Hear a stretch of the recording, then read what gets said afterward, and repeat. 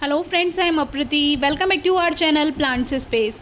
गर्मियों में हमने आपसे एक वीडियो शेयर की थी जिसमें हीट वेव यानी कि जो गर्म हवाएं चलती हैं उनका इफेक्ट आपसे शेयर किया था प्लांट्स पर कैसा था। उसके बाद जो वांडरिंग ज़्यू प्लांट हमने शेयर किया था उसमें हमने आपको बोला था इसे ठीक करने का एक तरीका है कि इसकी प्लांट की कटिंग आप कर दीजिए और फिर से ये ठीक हो जाएगा। तो ये प्लांट जब रेनी सीज़न शुरू हुआ था तो हमने प्लांट की कटिंग की और इसमें घास वगैरह भी ग्रो हो गई थी, तो इसको हमने हटाया क्योंकि ये जैसा था इसको वैसे ही रहने दिया था गर्मियों में।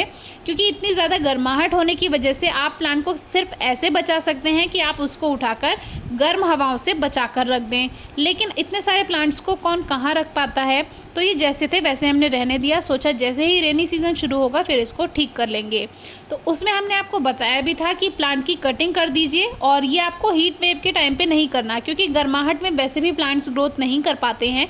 तो जब मौसम में थोड़ी सी ठंडक लगे और हीट वेव चलना बंद हो जाए तब आप इनको ये काम करना है। तो इस तरह से हमने प्लांट की कटिंग कर दी, हल्की हल्की ट्रिमिंग इस तरह से कर दी। अब इसमें से न्यू शूट्स बनकर आएंगी और फिर से प्लांट हरा भरा हो जाएगा।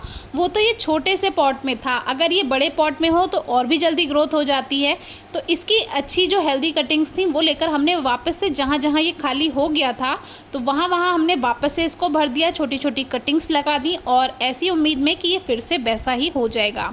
आप चाहें तो इसकी कटिंग प्रूनिंग करना ज़रूरी नहीं है, इसको रीग्रो कर सकते हैं, यानी कि इसको अच्छे से पॉटिंग मिक्स दोबारा बनाएं और फिर उसमें दोबारा से जो हेल्दी कटिंग्स हैं वो लगाएं। रूट्स आप देख ही रहे हैं कि हर लीफ नोड पे इसमें रूट्स बन जाती हैं।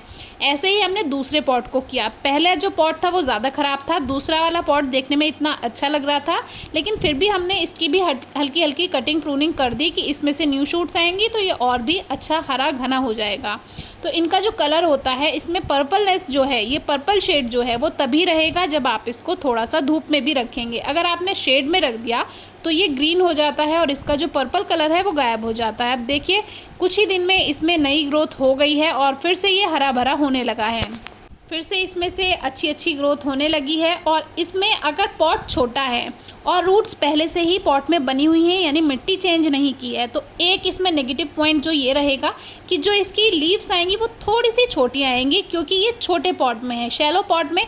और वैसे भी हमने इसको बाहर नहीं निकाला था, जो पुरानी रूट्स थी उनके साथ ही इसकी कटिंग कर दी थी। अगर हम नई कटिंग्स के द्वारा इनको लगाते तो इसमें दोबारा से अच्छी और हेल्दी ग्रोथ होती, लेकिन पुराने प्लांट्स को ही हमने ऐसा रहने दिया तो थोड़ी सी छोटी पत्तियाँ आएंगी इसमें क्योंकि ये छोटा पॉट है। आपका पॉट अगर बड़ा है तो उसमें हेल्दी लीव्स आएंगी, बड़ी लीव्स आएंगी, कोई परेशानी वाली बात नहीं है। तो अब ये फिर से घना हो गया है और इनकी जो कटिंग्स थी वो हमने वही पास में ही रख दी थी, अभी उसकी भी अपडेट शेयर करेंगे।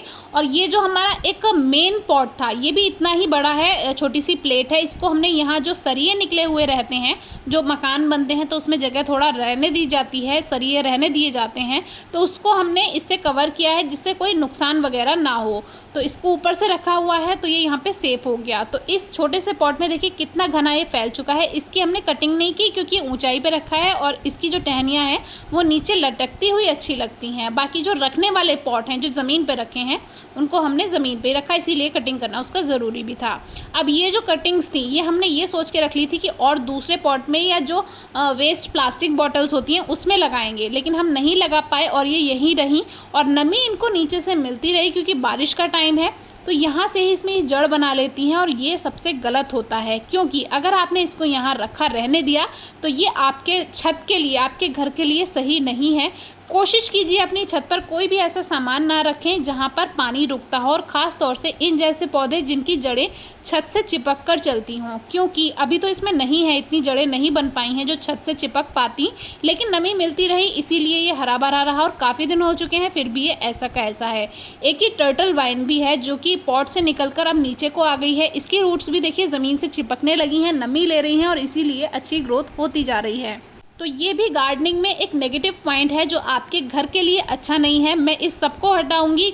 जैसे कि हमने ट्रम्पेट वाइन में भी आपसे शेयर किया था, ट्रम्पेट वाइन भी दीवार से चिपक कर चलती है, अगर उसको दीवार का सपोर्ट मिल जाता है, नमी मिलती है, लेकिन वो सही नहीं है। इससे सीमेंट की मजबूती ख़त्म होती है, दीवार कमज़ोर होती है। तो कोशिश कीजिए अपने घर में जो दीवार है या टेरेस गार्डन में कुछ ऐसा कोई बेल चल रही है जो नमी खींच रही है आपके टेरेस गार्डन में या दीवार से, तो उसको आप तुरंत से हटा दीजिए।